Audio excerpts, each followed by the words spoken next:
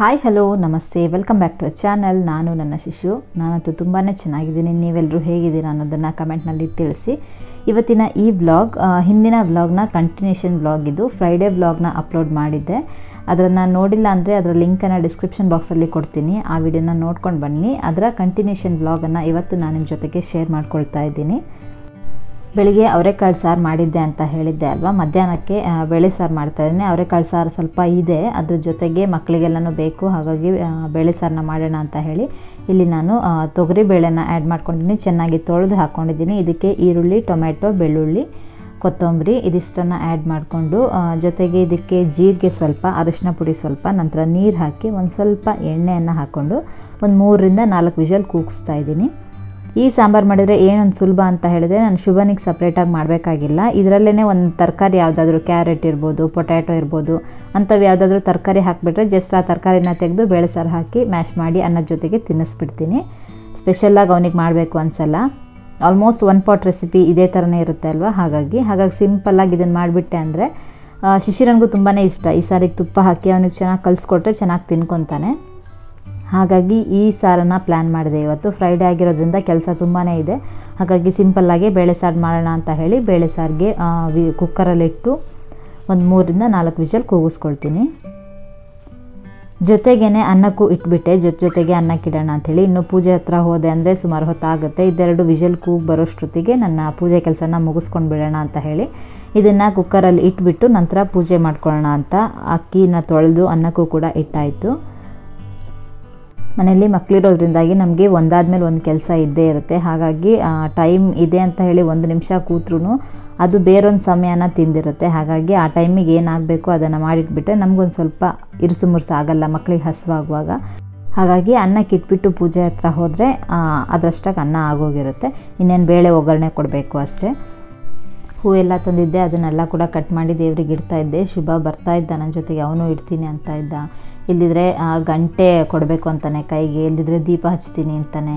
ದೇವ್ರ ಕೋಣೆ ಅಂದರೆ ಅವನಿಗೆ ತುಂಬ ಇಂಟ್ರೆಸ್ಟು. ಈಗ ನಮ್ಮ ಮನೇಲಿ ಡೋರ್ ಕೂಡ ಇಲ್ಲ. ಹಾಗಾಗಿ ದೇವ್ರ ಕೋಣೆ ಹತ್ರ ಒಂದು 3 ಬಕೆಟನ್ನು ಅಡ್ಡಕ್ಕಿಟ್ಟಿದ್ದೀನಿ ಅಷ್ಟೇ. ಗೇಟ್ ಹಾಕಿಸ್ಬೇಕು, ಹಾಕ್ಸೋಕ್ಕೆ ಟೈಮೇ ಆಗ್ತಾಯಿಲ್ಲ. ಹಾಗಾಗಿ ದೇವ್ರ ಹತ್ರ ಹೋದೆ ಅಂತ ಅಂದರೆ ಜೊತೆಗೆ ಬಂದುಬಿಡ್ತಾನೆ. ಆ ಗಂಟೆ ಕೊಡು, ದೇವ್ರ ಫೋಟೋ ಕೊಡು ಅಂತಾನೆ, ವಿಗ್ರಹ ಕೊಡು ಅಂತಾನೆ. ಹೀಗೆ 1 ಬೈ 1 ಭಾರಿ ಇಂಟ್ರೆಸ್ಟ್ ಅವನಿಗೆ. ಏನು ಮಾಡೋಕ್ಕಾಗಲ್ಲ, ಯಾವುದಾದ್ರು ಒಂದು ಕೈಗೆ ಕೊಟ್ಟು ಅವನನ್ನು ಕಂಟ್ರೋಲ್ ಮಾಡಬೇಕು ಅಷ್ಟೇ. ಹಾಗೆ ನಾನು ಇಡ್ತಾಯಿದ್ದೆ. ಜೊತೆಗೆ ಅವನೊಂದಷ್ಟು ಹೂ ಕಿತ್ತಾಕಿ ಅದು ಹಿಂದೆ ನನಗೆ ಇನ್ನೊಂದು ಕೆಲಸ ಕೊಡ್ತಾಯಿದ್ದ.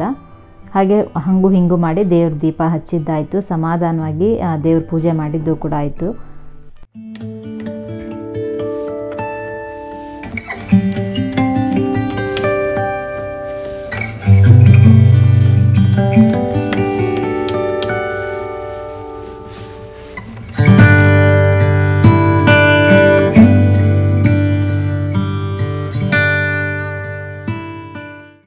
ಕೊನೆಗೂ ಶುಭನ್ ಕೈಗೆ ಗಂಟೆ ಸಿಕ್ತು. ಈಗ ಅವನೇ ಗಂಟೆ ಆಡಿಸ್ತೀನಿ ಅಂತ ಹೇಳಿ ಗಂಟೆ ಆಡಿಸ್ತಾ ಇದ್ದಾನೆ. ನಾನು ಪೂಜೆ ಮಾಡ್ತಾ ಇದ್ದೆ. ಅದ್ರ ಜೊತೆಗೆ ಅವನದೊಂದು ಗಾಡಿ ತಂದು ಅದಕ್ಕೊಂದಷ್ಟು ಹೂವನ್ನು ಇಟ್ಟು ಹೂ ಕಿತ್ತು ಉದುರಿಸಿದಾನೆ ಅದ್ರ ಮೇಲೆ. ದಸರಾದಲ್ಲಿ ಮಾಡಿದ ನೆನಪಿದೆ ಅವನಿಗೆ. ಹಾಗಾಗಿ ಅವನ ಗಾಡಿನೂ ತಂದು ಇಟ್ಟು ಅದಕ್ಕೂ ಪೂಜೆ ಮಾಡು ಅಂತ. ಕೊನೆಗೆ ಅವನ ಸಮಾಧಾನಕ್ಕೆ ಆ ಗಾಡಿಗೂ ಪೂಜೆ ಮಾಡಿ ಆ ಗಾಡಿಗೂ ಕುಂಕುಮ ಇಟ್ಟು ಅದಕ್ಕೂ ಕೂಡ ಹೂವೆಲ್ಲ ಇಟ್ಟಿದ್ದಾಯಿತು. ಮಕ್ಕಳೇ ದೇವರಲ್ವ, ಮಕ್ಕಳಿಗಿಂತ ದೇವರುಂಟ. ಮಕ್ಕಳಲ್ಲಿ ನಾವು ದೇವರನ್ನು ನೋಡ್ಬೋದು.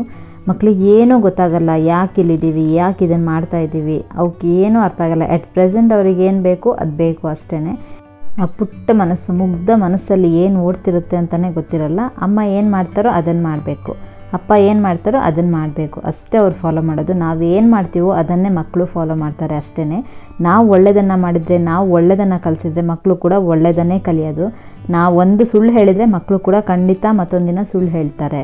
ನಾನು ಸುಮ್ಮನೆ ಹೇಳಿದೆ ಅಂತಂದರೆ ಮಕ್ಕಳು ಕೂಡ ನಾನು ಸುಮ್ಮನೆ ಹೇಳಿದೆ ಅಂತಾರೆ. ಹೀಗೆ ನಾವು ಏನು ಮಾಡ್ತೀವೋ ಅದನ್ನೇ ಮಕ್ಕಳು ಕೂಡ ಫಾಲೋ ಮಾಡೋದು. ಹಾಗಾಗಿ ನೀವು ನಿಮ್ಮ ಮಕ್ಕಳ ಮುಂದೆ ಯಾವ ರೀತಿ ಇರಬೇಕು, ಯಾವ ರೀತಿ ಇರಬಾರ್ದು ಅನ್ನೋದನ್ನು ನೀವೇ ಯೋಚನೆ ಮಾಡಬೇಕು. ಮಗು ಇದನ್ನು ಅಬ್ಸರ್ವ್ ಮಾಡಿರಲ್ಲ ಬಿಡು ಅಂತ ಅಂದ್ಕೊಳ್ಳೇಬೇಡಿ. ಮಕ್ಕಳು ಸಣ್ಣದನ್ನು ಕೂಡ ನಿಮ್ಮನ್ನು ಅಬ್ಸರ್ವ್ ಮಾಡ್ತಾರೆ. ನೀವು ಚಪ್ಪಲಿ ಹಾಕ್ಕೊಳ್ಳೋ ಮೆಥಡ್ ಇರ್ಬೋದು, ನೀವು ಹಾಕೋ ಡ್ರೆಸ್ ಇರ್ಬೋದು, ನೀವು ಹೇಗೆ ತಲೆ ಬಾಚ್ತೀರ ಒಂದೊಂದನ್ನು ಫಾಲೋ ಮಾಡ್ತಾರೆ. ಹಾಗಾಗಿ ಮಕ್ಕಳ ಮುಂದೆ ಹೇಗಿರಬೇಕು, ಯಾವ ಪದಗಳ ಬಳಕೆ ಮಾಡಬೇಕು, ಹೇಗೆ ಮಾತಾಡಬೇಕು, ನೀವು ಹೇಗೆ ಮಗು ಹತ್ರ ಮಾತಾಡ್ತೀರೋ ಅದೇ ರೀತಿಯಾಗಿ ವಾಪಸ್ ಮಗು ನಿಮ್ಮ ಹತ್ರ ಮಾತಾಡುತ್ತೆ.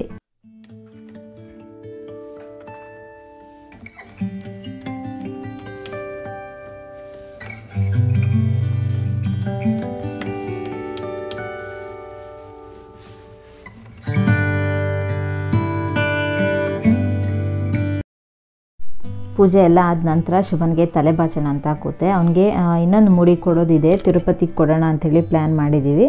ಹಾಗಾಗಿ ಅವನಿಗೆ ಇನ್ನೂ ಹೇರ್ ಕಟ್ ಮಾಡಿಸಿಲ್ಲ. ಸದ್ಯಕ್ಕೆ ಈಗ ಜುಟ್ಟು ಕಟ್ತಾ ಇದ್ದೀನಿ ಅಷ್ಟೇ. ಶಿಶಿರನಿಗೂ ಅಷ್ಟೇ ಅಪ್ ಟು 4 ಇಯರ್ಸ್ ತನಕ ಕೂಡ ಜುಟ್ಟು ಕಟ್ಟಿದ್ದೀವಿ. ಅವ್ನು ಸ್ವಲ್ಪ ಕೂದಲು ತೆಗ್ಸೋಕ್ಕೆ ತುಂಬ ಟೈಮ್ ಆಗೋಯಿತು. ಫ್ಯಾಮಿಲಿಲಿ ಸಣ್ಣ ಪುಟ್ಟ ಪ್ರಾಬ್ಲಮಿಂದಾಗಿ ಹೀಗೆ ಪೋಸ್ಟ್ಪೋನ್ ಆಗ್ತಾನೇ ಇತ್ತು. ಹಾಗಾಗಿ ಈಗ ಶುಭನ್ಗೂ ಅಷ್ಟೇ ಇನ್ನು ಅವನಿಗೂ ಕೂಡ ಒಂಚೂರು ಜುಟ್ಟು ಹಾಕಿ ನೋಡೋಣ ಅಂತ ಹೇಳಿ. ಶಿಶಿರನ ತುಂಬ ಫೋಟೋಸ್ಗಳಿದ್ದಾವೆ ಜುಟ್ಟು ಹಾಕಿರೋದೆಲ್ಲ, ಶುಭನಿಗೆ ಇರಲಿಲ್ಲ. ಹಾಗಾಗಿ ಇವನಿಗೂ ಒಂದಷ್ಟು ಜುಟ್ಟು ಹಾಕಿ ಹೂ ಎಲ್ಲ ಇಟ್ಟು ಒಂಚೂರು ಅಲಂಕಾರ ಎಲ್ಲ ಮಾಡಿ 1-2 ಫೋಟೋ ತೆಗೆದು ನಂತರ ಕೂದಲು ಕೊಡೋಣ ಅಂತ ಪ್ಲ್ಯಾನಲ್ಲಿದ್ದೀವಿ. ಹಾಗಾಗಿ ಜುಟ್ಟು ಹಾಕ್ತಾಯಿದ್ದೀನಿ. ಶಿಶಿರನಿಗೂ ಅಷ್ಟೇ ಸ್ಕೂಲ್ಗೆ ಹೋಗೋ ತನಕ ಮಾಂಟೆಸರಿ ಕಂಪ್ಲೀಟ್ ಆಗೋ ತನಕ ಅವ್ನು ಜುಟ್ಟು ಹಾಕಿದ್ದ. ನೋಡಿರ್ಬೋದು, ಹಿಂದಿನ ವೀಡಿಯೋಸ್ನಲ್ಲೆಲ್ಲ ನೋಡಿರ್ತೀರ ನೀವು. ನಂತರ ಇವನಿಗೂ ಕೂಡ ಇವನು ಜುಟ್ಟಿಗೇನು ಅಷ್ಟೊಂದು ಹಠ ಮಾಡಲ್ಲ. ಕೆಲವೊಂದು ಸಲ ಅವರ ಮೂಡ್ ಹೇಗಿರುತ್ತೋ ಅದ್ರ ಮೇಲೆ ಡಿಪೆಂಡು. ಕೆಲವೊಂದು ಸಲ ತಲೆ ಬಾಚಿಸ್ಕೊಳ್ಳೋಕೆ ಹತ್ತಿರ ಬರೋದೇ ಇಲ್ಲ. ಮೂಡಿತ್ತು ಅಂತಂದರೆ ಅವನೇ ಬಾಚಣಿಗೆ ತಂದು ಕೊಡ್ತಾನೆ, ತಲೆ ಬಾಚು ಅಂತ ಹೇಳಿ. ಹಾಗೆ ಇದಾದ ನಂತರ ಊಟ ಮಾಡಿಸ್ಬೇಕು. ಇಲ್ಲಿ ಬೇಳೆ ಕೂಡ 1-3 ವಿಷಲ್ ಕೂಗಿಸಿದ್ದಾಯಿತು. ಈ ರೀತಿಯಾಗಿ ಬೆಂದಿದೆ, ನೋಡ್ತಾ ಇರ್ಬೋದು. ಈಗ ಬೇಳೆ ನೀರನ್ನು ಸಪ್ರೇಟ್ ಮಾಡ್ಕೊಳ್ತೀನಿ, ಬೇಳೆನ ಸಪ್ರೇಟ್ ಮಾಡ್ಕೊಳ್ತೀನಿ. ಶುಭನ್ಗೂ ಇದನ್ನೇ ತಿನ್ನಿಸ್ತೀನಿ. ಹಾಗಾಗಿ ಬೇಳೆನ ಸಪ್ರೇಟಾಗಿ ಎತ್ತಿಡ್ತಾ ಇಲ್ಲ, ಖಾರ ಕಡಿಮೆ ಹಾಕಿನೇ ಮಾಡೋದು ಈ ಸಾಂಬಾರನ್ನ. ಹಾಗಾಗಿ ಬೇಳೆ ನೀರಿಗೆ ಈಗ ನಾನು 1 ನಿಂಬೆ ಗಾತ್ರದಷ್ಟು ಹುಣಸೆ ಹಣ್ಣನ್ನು ನೆನೆ ಹಾಕ್ತಾಯಿದ್ದೀನಿ. ಇದನ್ನು ಮ್ಯಾಶ್ ಮಾಡೋಷ್ಟರಲ್ಲಿ ಹುಣಸೆ ಹಣ್ಣು ನೆಂದು ಹೋಗುತ್ತೆ. ನಂತರ ನಾವು ಅದನ್ನು ಕಿವುಚ್ಕೊಳ್ಬೋದು. ಚೆನ್ನಾಗಿ ಇದನ್ನು ಮ್ಯಾಶ್ ಮಾಡ್ಕೊಳ್ಳೋಣ ಬೇಳೆನ. ಇದರಲ್ಲೇ 1 ಕ್ಯಾರೆಟ್ ಕೂಡ ಹಾಕಿಟ್ಟಿದ್ದೆ, ಅದನ್ನು ಸಪ್ರೇಟ್ ಹಾಗೆ ಎತ್ತಿಟ್ಕೊಂಡಿದ್ದೀನಿ. ನಂತರ ಅವನಿಗೆ ಅನ್ನ ಕಲಿಸ್ತೀನಲ್ವ, ಆಗ ಅದನ್ನು ಮಾತ್ರ ಸಪ್ರೇಟಾಗಿ ಮ್ಯಾಶ್ ಮಾಡಿಕೊಂಡು ಆ್ಯಡ್ ಮಾಡ್ಕೊಳ್ತೀನಿ, ಸ್ವಲ್ಪ ಹೆಲ್ದಿಯಾಗಿರಲಿ ಅಂತ ಅಷ್ಟೇ. ಈಗ ಹುಣಸೆ ರಸನ ಕೂಡ ಕಿವುಚಿ ಅದೇ ಬೇಳೆ ಜೊತೆಗೆ ಮಿಕ್ಸ್ ಮಾಡಿಕೊಂಡು ಕಲಸಿಟ್ಕೊಂಡೆ. ನಿಮಗೆ ಯಾವ ಕನ್ಸಿಸ್ಟೆನ್ಸಿ ಬೇಕೋ ಅಷ್ಟರ ಮಟ್ಟಿಗೆ ನೀರನ್ನು ಆ್ಯಡ್ ಮಾಡಿಕೊಂಡು ಕಲಸಿಟ್ಕೊಳ್ಳಿ. ಈಗ ಅದಕ್ಕೆ ಒಗ್ಗರಣೆ ಹಾಕೋಣ. ಇಲ್ಲಿ ಸ್ವಲ್ಪ ಕಡಲೆಕಾಯಿ ಎಣ್ಣೆನ ಆ್ಯಡ್ ಮಾಡಿದ್ದೀನಿ. ಇದಕ್ಕೆ ಸ್ವಲ್ಪ ಸಾಸಿವೆ ಹಾಗೂ ಸ್ವಲ್ಪ ಜೀರಿಗೆಯನ್ನು ಹಾಕಿ ಒಂದು ಸ್ವಲ್ಪ ಇಂಗು, ಒಣಮೆಣಸು ಒಂದು 3-4 ಬ್ಯಾಡಗಿ ಮೆಣಸು ಹಾಕ್ತಾಯಿದ್ದೀನಿ, ಅದಷ್ಟು ಖಾರ ಇರಲ್ಲ.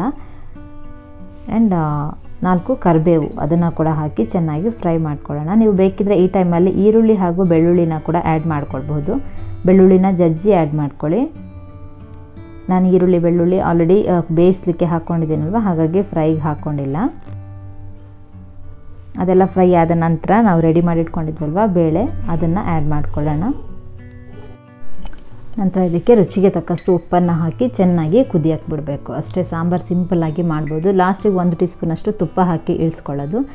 ಇಲ್ಲದ್ರೆ ನೀವು ಅನ್ನಕ್ಕೆ ತುಪ್ಪ ಹಾಕ್ಕೊಳ್ತೀರಿ ಅಂತಂದರೆ ಸಾರಿಗೆ ಏನು ಹಾಕೋ ಅಗತ್ಯ ಇಲ್ಲ. ಇಲ್ಲಿ ಶುಭನ್ಗೆ ಸ್ಕ್ರೀನ್ ಟೈಮ್ ಕೊಟ್ಟಿದ್ದೆ, ಸ್ವಲ್ಪ ಹೊತ್ತು ನೋಡ್ತಾ ಇರಲಿ ಅಂತ ಹೇಳಿ. ನನ್ನ ಅಡುಗೆ ಆಗೋ ತನಕ ಅವನು ಆರಾಮಾಗಿ ಕೂತ್ಕೊಂಡು ನೋಡ್ತಾ ಕೂತಿದ್ದ. ಕೆಲವೊಮ್ಮೆ ನೋಡ್ತಾನೆ, ಕೆಲವೊಮ್ಮೆ ಬೋರ್ ಆಯಿತು ಅಂದರೆ ಬಂದುಬಿಡ್ತಾನೆ.